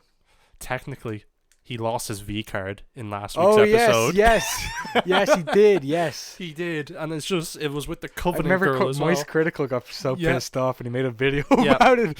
I watched it, and I'm like, I don't know what's happening anymore. Like it's not Master Chief. He's John. Master Queef. He's John. That's John, he is. He's just some dude named John. Like the final episode came out. I still have yet to watch it by certain means, but I'm just like, they have to cancel it now. They can't keep. I don't know what this show is trying to be anymore. I know. And not to mention another beef I have with another video game show coming out, the Resident Evil show, which I don't even know if you know about. Yeah, I do. Yeah. So Netflix making. It just doesn't look like anything. Okay. So Lance Roderick, I can't remember his name. He's playing Albert Wesker, right? Fair enough. Set in the future. Fair enough. He's trying to find some sort of antidote. The producers of the show came out and said that this show is canon to the games. Canon? So, let's do a quick recap on Resident Evil. Wait. I gotta... Yeah, so we have an elephant to address here about a certain Albert Wesker. Albert Wesker was in Resident Evil 1, and he was the head of the STARS units. Yes. And, he betrayed the team because he brought them to the Spencer Mansion to run experiments on the T-virus. And in Resident Evil 5, he met his untimely demise by falling into a volcano and being shot with an RPG. He's also white! And into a volcano. Yeah. He's white. So, I don't care who plays who on what show. But if you say it's canon, and the main character is one of the main villains of the series who died, gone, how are you going to... Now the thing is, it sets another thing, is if this is canon to the games, well then, the future of the Resident Evil world is fucked. No matter what game you play, no matter what monster you stop, it doesn't matter if the T-virus is going to get out again. Yeah. It comes out in July. I'm going to watch it out of sick curiosity. I didn't... Wait, who's playing Albert Wesker again? Is he a black man? Yeah. Right. I didn't remember in John Wick, the concierge. Oh, it's him? Yeah, he's Albert Wesker. I do remember. I could see him being a good actually. Albert Wesker, meticulous. But it's just, again, if you're saying it's canon, well, you can't necessarily do that. You see, it said it was canon, and then there was, brought, monsters from, Resident Evil Project... What's it called? Project Amelia or something? I can't remember. Because Halo is not looking at the source material at all, and Resident Evil saying it's based on the source. It is the source material. Yeah, they're opposite sides of the same coin. Where Halo's we just said Halo. That's it. Maybe he's just a faker. Maybe he's just a guy who's just. I found you, faker. Bringing it all back. But I don't know. Long time no see. Long time no see. Long time no see. That damn hedgehog. That damn hedgehog. But I don't know what the show is trying to be, because obviously there's 2 timelines in the show, with the past and the future, following Wesker's daughters. But he's dead. He's a zombie. And he doesn't have his trench coat and glasses, and he's not going, now, Chris. Throws sunglasses. Because like the producer Chris said, always now, catches this it. isn't canon to the movies, but the games are the backbone. These things have all happened. So I'm like, so Leon Wait, how became- far into the future is the movie in the show? It's like 2020 something. Because Resident Evil 1 takes place in 98. I don't know. I have to look into it. But Wesker's alive. That is another thing, yeah, I guess, about the Resident Evil games. The timeline's like, it jumps. And also, jumps so far ahead, because I think one game is based in, like, 2015 or something, right? And then like 7 is set in 2017. And then Village, which is insane, because Chris looks like he's not aged a single and then day. Village is set like 1 or 2 years after. Wait, so if it's based in that much of the future, are they going to bring the girl back? The daughter of Ethan? I don't know, because he's mentioned Village. Like, the Village is out there, but maybe season 5. Like, you're thinking that far ahead? Season 5? Yeah, wait, like, really? They talking about the Village and yeah, talking about season 5? and it's just like, okay, so like Jesus fuck. hypothetically, all these characters exist, but it's just you can't say it's canon. Like, I don't mind if you said it's based on the games, the stories happened, but you can't say it is canon. That's the difference. I'm going to be so confused. Like- So, I mean, I know the canon by base game logic wise. I don't really know much. Like, I know that Village basically explains there's shit before the Spencer Which Mansion was that a load happened. of bollocks, in my opinion. I didn't really care for it. villain. Oswald Spencer wasn't in charge. It Yeah, was yeah. Miranda. Yeah, which I didn't really give 2 shits. Well, it wasn't Miranda, it was just a witch girl. But like Mother Miranda. oh, is that? Oh, Yeah. it is. That is Yeah. the name. My bad. Wait, who's the wife of that then? I don't- Mia? It's Yeah, Mia. Mia. My bad.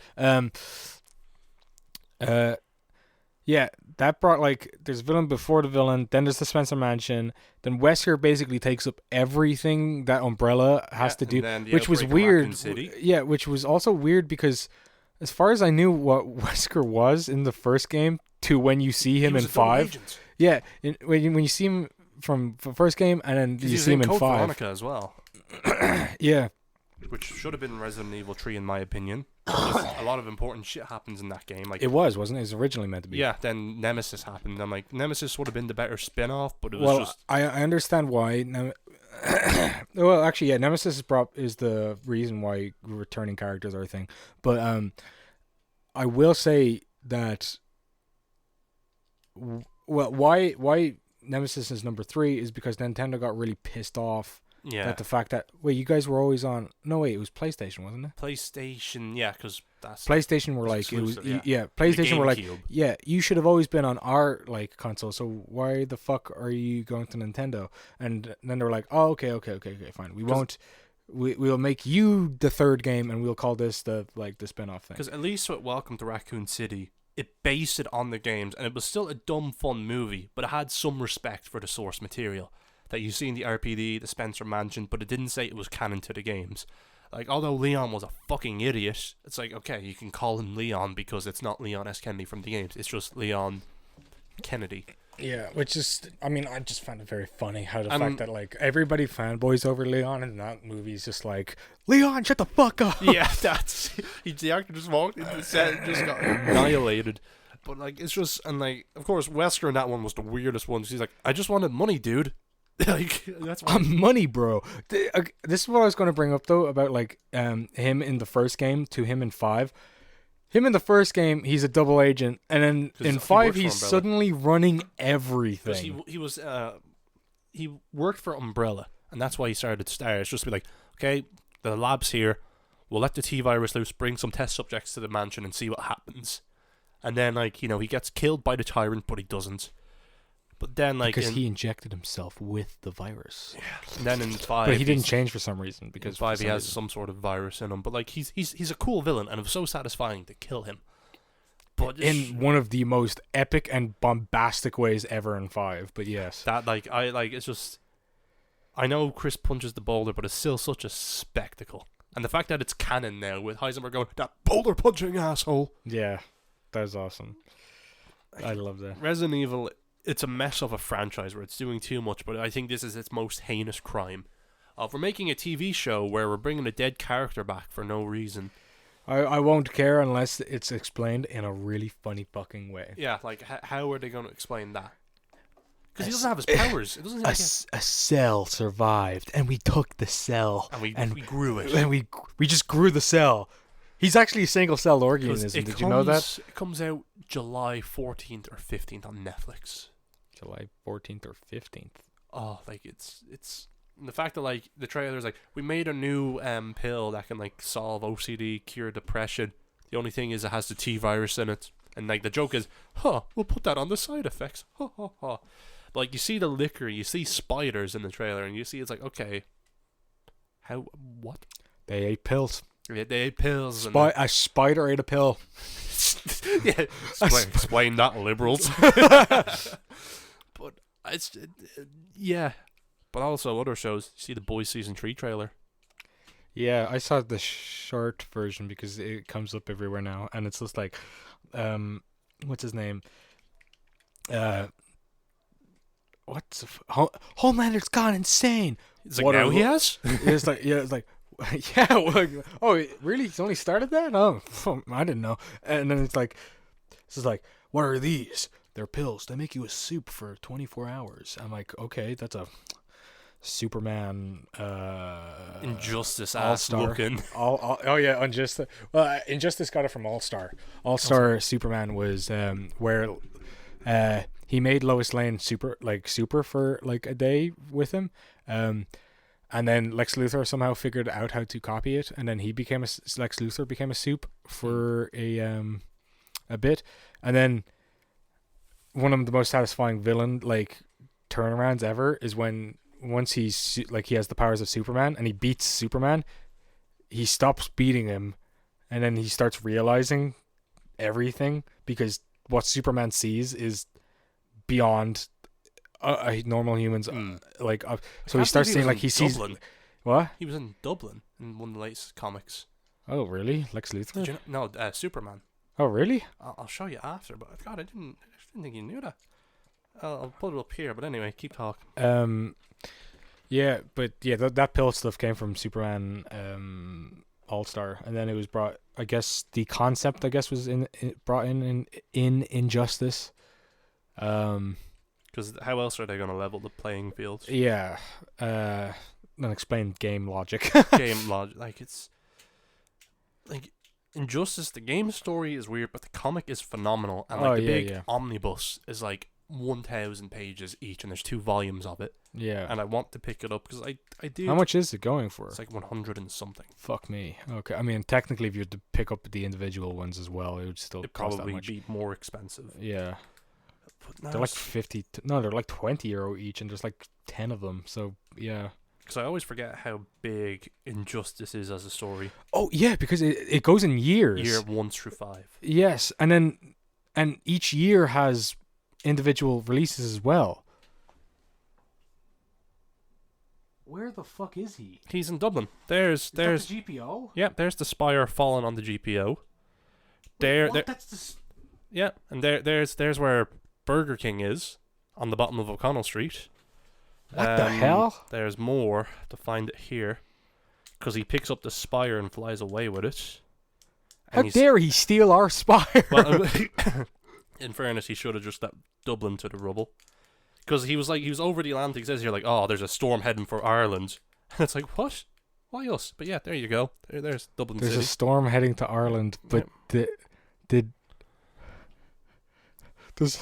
so is that like meant to be a ginormous lightning rod?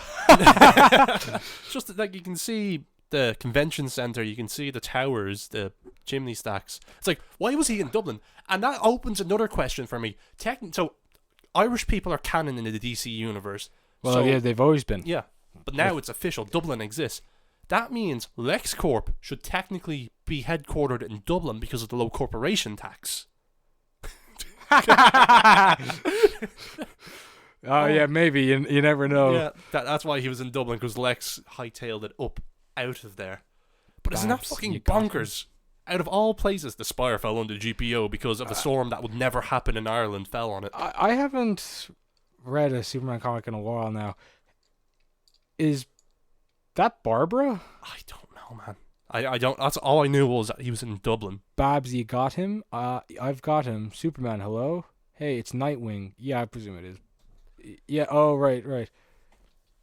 Yeah, because that's and you wanna know Nightwing and her. Okay, here's me being a nerd. So he has the Spire, and you see a bunch of dirt under it. Technically, there isn't any dirt under the Spire because it's a just, hollow. Yeah, and But, it's a rock. Also, it's not even rock. There's a time capsule under it. Yeah, oh, what a dickhead. He revealed the time capsule. Superman, that's culture. But yeah, literally use anything else. Get rid of, get rid of the Google headquarters or something. I don't know if the writer for this series is Irish and just showing a bit of love for Dublin, but it's fucking weird, isn't it? That is Dublin. You can point out all them buildings and what they are. Saves the GPO my ass. The Spire is inside the GPO. DC Comics this week. Superman saves the GPO from falling. Falling? Where was the GPO? It was falling from the sky. Also, what the hell? That guy doesn't... Someone will come, Kara. It'll be alright. What a... maybe... I think the Spire fell on the GPO. Yeah. Because there was a storm, apparently. A big storm that would never happen to Ireland because he was over the Atlantic. And I'm like, dude, we're in the middle of a tectonic plate. Our storms are just mild wind at best. We do get floods, yeah, but that's not the Spire falling over. And I also say floods as in on the other side of Dublin. It's kind of cool, but it's also weird. Yeah, it's like, there's the Halfpenny Bridge, there's Saxville Bridge, there's the Spire. But yeah. I do have an exciting announcement, though, in regards to filmmaking and whatnot, and kind of a personal achievement of mine. I finally bought the camera I've been wanting for the last 2 years. So I'm upgrading. My current camera is now being retired, and I got the Blackmagic Pocket Cinema camera. Get out the gun. Which, fucking let's go out the back. And now I have 2 cine lenses, so now my production quality is going up tenfold. And you know what that also means? The new camera doesn't have a recording limit, so we can hypothetically record the episodes of Brainsponge with it. Epic! Yeah, so we can put on the wide and people can just see us talking if we want to go that route, actually do something different with the YouTube. Oh man, all we need then is those podcasters who have those rotating cameras that go You could get a dolly that just goes up and down. But no, it should be. It was supposed to arrive today, but then the bastard said, it'll be there Monday. Well, yeah, what you call it? I found out... I found this YouTuber. Well, he's actually I knew of him for a while, but I haven't watched him since I was really young. So, and I watched him again, and he has this face cam that is the most bizarre face cam I've ever seen, because he's just playing a game, right? And the camera is panning, so it's constantly, but directed at his face constantly. And it's so it's on a slider. You can get these things called motorized sliders where you put it on the tripod. And I've seen a few podcasts do it where they'll have 2 different cams. Unfortunately, we don't have that budget. There'd be one on one host and one on the other, and then a wide. But the one on the wide would be going up and down just to add a bit of movement to it. Yeah. But no, that's weird. Fucking put a slider on a face cam. I've got to I don't know if he still does it. Is the YouTuber I'm talking about is called a guy called Cartoons. Oh, he was Delirious's friend, wasn't he? Yeah, he still is, I think. Yeah. That's weird. Yeah, and it is very weird to watch that. But again, I don't know if he still does it, because when I watched that when he had the panning stuff, it's very distracting. And also, he wasn't playing a game. It just every time it cuts to his face, it just has the panning shot, and I'm like, why? It should be stagnant, and it's also below him. It's it's basically, are you focusing on the beard? Is that the joke? Is that a joke within his community? It's because basic structure of a YouTuber is that the camera has to be eye to eye, because or slightly askew, so I can look at it when talking. because I know when it's eye to eye, it makes you feel. It makes you feel like when a camera's eye to eye with you, that makes you feel like back to Parasocial. Yeah, but when a camera's eye to you, it makes you feel more comfortable in the shot. Mm-hmm. Like,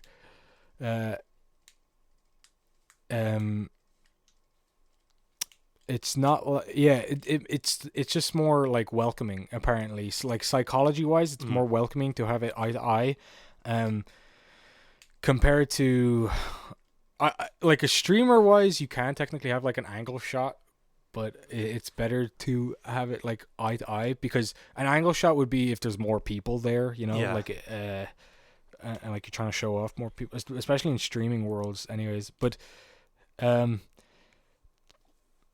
entire thing, the fact that he went one step beyond, where it's the camera's below him.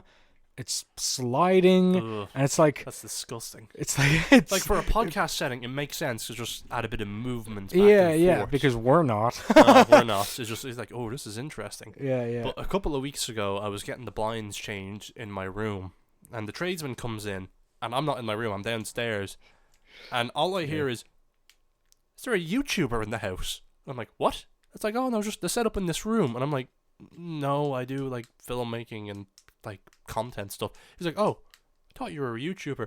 I worked a job on a YouTuber's house, 2 Minecraft YouTubers in Ashburn. And I'm like, okay. And then I searched them up, and the first thing that came up was like, multi-millionaire friends, run Minecraft channel. I'm like, well, maybe I should become a YouTuber. But he was like, oh, that's something, like he was fanboying over my setup. I'm like, yeah, it's not, it's used for something completely different, a miserable process called filmmaking. But I just think that's funny. Like, now even adults are like, you want to be a YouTuber? Do you want to make a video? Do you want to collab, bro? You want to make Minecraft videos? Don't look into why I want to make Minecraft videos, because it's very... That's an implication if I've ever heard one. Yeah. But no, like, everything's in a weird phase. But yeah, with the new camera, it's a weird thing. Because, like, this time last year I said, okay, I want this camera and I want this lens. And now I have 2 of the lenses, which I used for the short film, which really elevated the looking of it. And now that I've had that camera since the start of the whole career. Sorry, I just remembered something. Going basically back to the beginning of this conversation with the boxing, like, creator clash. But iDubbbz was also calling, because he did publicly state that he might not do it again. But he has stated that he would do it again with certain creators and stuff, where he was saying, like, I wouldn't mind having, like, if PewDiePie was there, and I'm just like, Felix wouldn't do it. No, he's God, on the no. other side of the fucking planet now. Yeah, well, technically he's gone so far to the other side of the planet that he's close. It's close to LA. But this was in Tampa, though, in Florida. Yeah, it's in Florida. Yeah, so it would still be.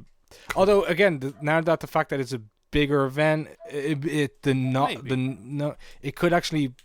Because originally he wanted it in California, because that's where most of the people he was getting, like, to box there. But the venues and stuff and the apartment wise, it was not working out, apparently, as far as I know. Anyways. So it was like a dog shit place to be. So to end the episode, who would be your lineup for the next creator clash? Who would you like to see go head to head? Okay, well, without if I knew they were going to say yes, so Felix, I would love to see in it. I really do. Who would he fight? Jack Spadici. Oh, he would be a good one. Put 3 people in the ring. Markiplier. We got all the PewDiePies here. We got green PewDiePie, red PewDiePie, and PewDiePie. I would love that. Yeah, they had boxing. Just make it out. Got all of Game Grumps in. Yeah, Grand Grumps. I'd love. I would love to see the Cold Ones guys do something. I would love to see KSI come in and, like, that would be cool to make the third fight of Logan Paul versus KSI. It's not going to happen. But no, God, no. Jake Paul versus KSI, though. But Jake Paul would not do a charity event. He earns too much money and he's too cool for school. Yeah, and also everyone fucking hates him, and I think he would actually bring down the quality of everything. Yeah, I don't think he'd take it as seriously as. Yeah. So I wouldn't want to see him. And although I do think Logan Paul is still a sketchy person and is still a businessman at the end of the day, I would still be Let him fight Jake. I would still like to see him do KSI for a third time, and then just, even if it ended off as a like. But then like Logan will win him. JJ like, no, another one. Well, yeah, but that's then you can fuck off. You're not going to the Creator Clash. Yeah, then But, you're not going. okay, Well, there is no money. There's no money to gain in the no. Creator Clash. So, but That's what you think. But okay, here's what I pitch. I guess Instead of boxing, we have gladiatorial matches with all the cancelled YouTubers, the pedos, and everyone. Put them in a pit and just let them kill each other. Oh, Vanoss Gaming would be fun to see. I forgot he's a tall dude. Yeah, he's also quite buff. From what I've seen, he's still like, for a gaming YouTuber, you know, But gaming I heard YouTubers. that he doesn't really like video games, so he only does it for the money. Well, he doesn't like new games much. I So he's mean, a hipster. him and his friends are very open about like playing games. As far as I know, because like Wildcat and Nogla and that entire friend group, they actually do speak openly on like why Vanoss doesn't really play other games than Gmod and other stuff, because he just GTA. simply just doesn't enjoy them. And Fair enough. apparently he's just like Gary's Mod and like Prop Hunt and all that, all those games, Gmod and stuff. GTA, sorry. Yeah, and GTA. He's like, all those games provide so much variety already that I think he's also had enough with just trying to grab the next big thing. So I'm I just remember like, there was a big controversy where like a bunch of them came together and made a game similar to Dead by Daylight, but it was the hide and seek. But they never disclosed that they were a part of it. So like the video was sponsoring them, but it was them doing it they themselves. disclosed it they eventually. Well, I'm going to say eventually, because I didn't know if they even tried to hide it, but if I did know they did say this was a development process. Like, I think the moment I know the game you're talking about, and I remember Evan specifically saying, or like Vanoss saying, that like, yeah, this is a game we've put our like attention towards and like tried to help make, and then same with the show Delta. What the fuck's that called? I can't. Beta Squad or something. Oh, Beta Squad. Yeah, they're good, channel.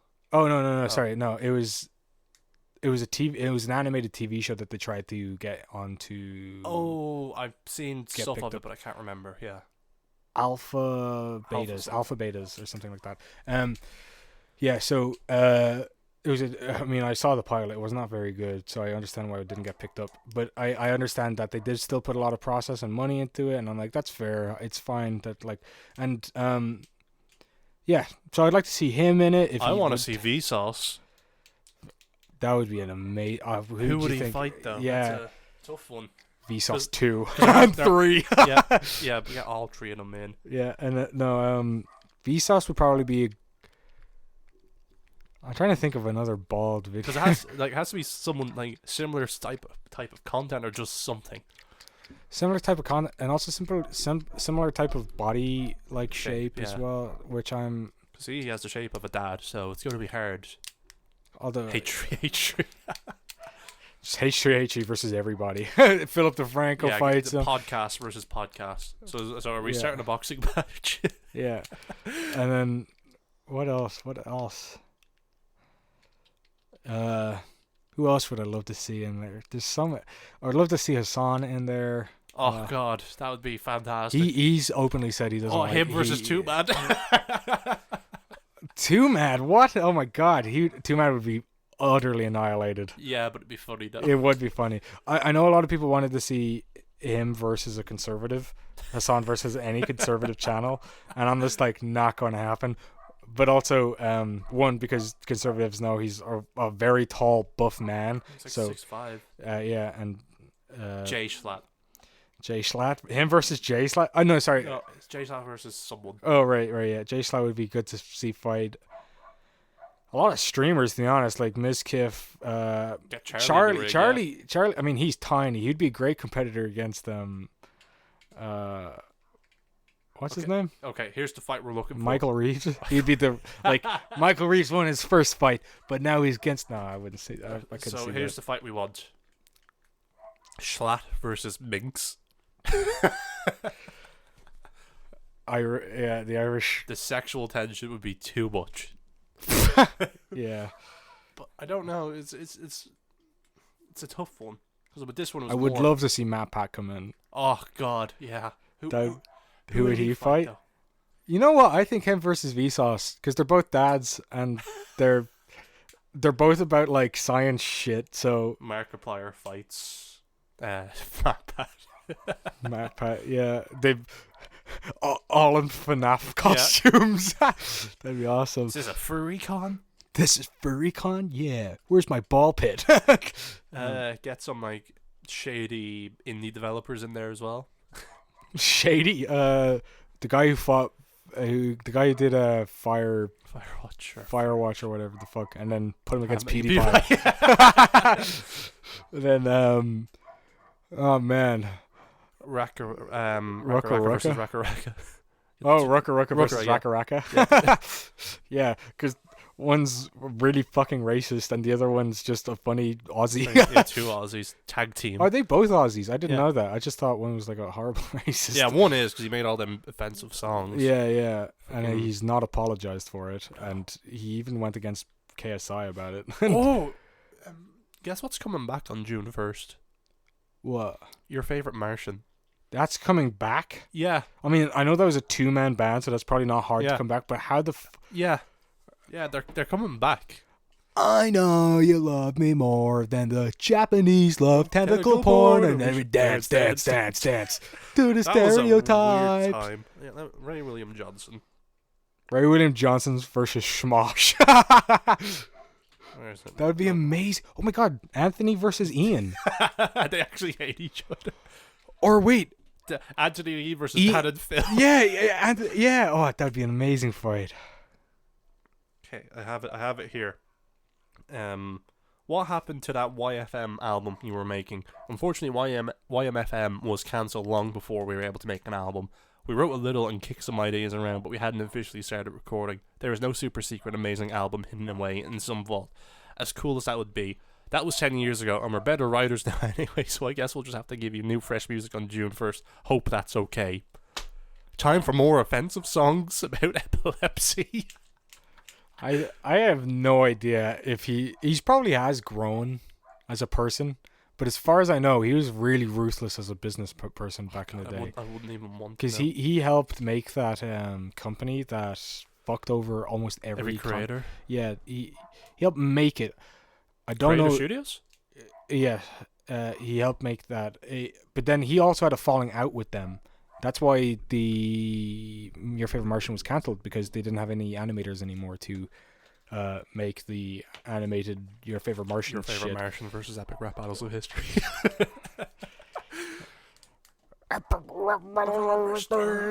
Oh, Good Mythical Morning. Oh god. Good Mythical Morning versus Smosh would also be a very good one. Yeah, but Rest's very tall. Oh yeah. I don't know. There's so many to choose from. They're like really good. Super Smash Brothers.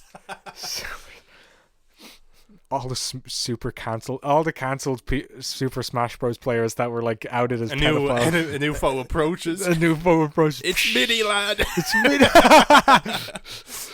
Yeah. Mini Lad versus Oh god. Skydo's Minecraft. Him versus KSI. Him versus KSI. He would be dead in the fucking water. Oh my god. Man. There'd be so much to choose from. It's a multiverse of madness. It's a multiverse. Oh, there's so much potential for Creator Clash 2. I'm really excited for it. It's apparently going to be next year, obviously, because they needed time to obviously get people and train people. Actually have a place before. Yeah. Yeah. Well, I mean, I think that's going to be probably like last on the list to sort out the venue. Just do it in the park. Yeah, just do it in the playground, bro. Did you watch Nico Amalana's video of him pranking the leader of the KKK? Nico, yes, Yeah. I have seen that. Oh, That's very that was funny. That's so amazing. fucking funny. How accidental it all was. I And know. the fact that Gideon was there. Oh my god, yeah. They made him say BLM and just, that was a fantastic Yeah, video. yeah. Him, what you call it? Gideon and Hassan actually got into a bit of beef because Hassan was saying, because Gideon defended the racist at one point. Linus got into beef with Pokimane. What? Linus Tech Tips? Yeah. How? I thought he's like meant to be like a really kind dude. You just reminded me. Pokimane was talking about something in regards to like how ad revenue is going to work on Twitch, and Linus was just saying, like, he replied on Twitter saying like, oh, like, you know, that's not how it would work, because he understands, because he's a very smart man. And then on his podcast, he didn't mention her name. He said like, yeah, I got into a confrontation with a Twitch streamer on Twitter who didn't know what they were talking about, and she was like, he's literally talking about me on the... He didn't respond because he's Linus, but it was just the fact that she was making a big deal about it because she didn't know what she was talking about. Although I do feel like Pokimane knows what she's talking about for the most part. Not to be a simp or anything. No, Are you a tier 3? I'm a tree so I don't mean the She Peter owns Griffin me, versus Pokimane. body and soul. No. But yeah, Gideon and Hassan. Oh yeah, Gideon and Hassan got into a bit of beef because his son was pointing out that Gideon's video that he did for the Most Racist Town was the fact that Gideon was basically saying this town is not racist at all. Man, that's what Nico was saying. That it's just by association. But Nico does say it's not all racist. Yeah. That's his main thing. It is racist. The town is racist because it does have KKK, it has the KKK in it. But that wasn't what Hassan, no, Gideon. Gideon was saying, and Hassan was just like, I feel like those two things are kind of conflict. Like Nico's video is more like understanding, in the sense of understanding how racism works and how it can still leak into other people, even though it's not. Because it didn't happen to him. If he was there an extra day, maybe it did. Yeah. So then like Gideon got into a stream and was just like, is this like. He was basically calling his son like, are you doing that white savior type, and he was calling him a liberal, and then Hassan was just like, okay, first off, I'm not a liberal, like, cause I'm a Marxist. He says he's like, well, he didn't actually say what he was. He probably but he says he's not a liberal because liberals I like the idea of communism, but I also love my lavish lifestyle. Because but like him and Gideon were basically agreeing on the same point about like, liberals are like, what you call it, insidious racists, which is true. Like from what I've gathered, it is true, because basically what liberals do are fake helping the like Looking black good, community. Yeah, they're all about like show and not and show looking good on social media. Yeah. So they're the people that will scream out like, there's not enough, like they'll scream about like, this show needs more representation and stuff, which is like, and that is an argument to be made, that yes, some shows do need that, but it's the only argument that they make. A lot of liberals will say that, and they won't act what they preach. Exactly, because liberals will still have their news sources and also have an entire white cast in their news. So it's just like, you're obviously not changing anything, and you have to. But anyways, and the song was basically like, I'm not a liberal, and it's like, and apparently they got into talking like one-on-one, like on DMs wise. So apparently, from what I know, I think they're on okay basis. They stopped talking apparently for a bit, but Hassan was also saying that like, I understand what it like, his place, or like, what you call it, like where he's coming from, and just like, so they got into a bit of like a beef about the Most Racist Town, but Hassan basically was just like, it's just a big misunderstanding, because he never called him, when he never called said that video was like necessarily bad. He just said, I think the message at the very end was a bit wrong, and Gideon took it the wrong way. Then he called him the white savior type thing, and then pointing fingers at each other, basically. Yeah, and then Hassan was like, in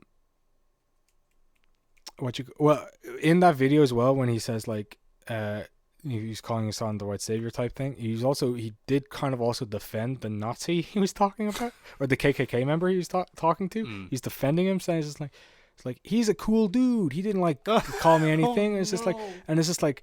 It sounds just like you're openly defending a KKK member. He looks good, but behind the scenes, he's probably going, damn, like... Yeah, like... And he openly said he's a white separatist, which is like, dude, you know what that means, right? It means he wants white separation from all, like, black communities. Or, like, any community that is not pure white. The Knights. Yeah, so it's like... He was confused about that. Like, what are you talking... Don't like. So he was confused by that part, and then that's where Hassan was like, it's like, no, I took your video as like meaningful and very good. It just, again, he just mentioned the ending analysis part, but then it's just like, but yeah, it was like it was a big weird like back and forth.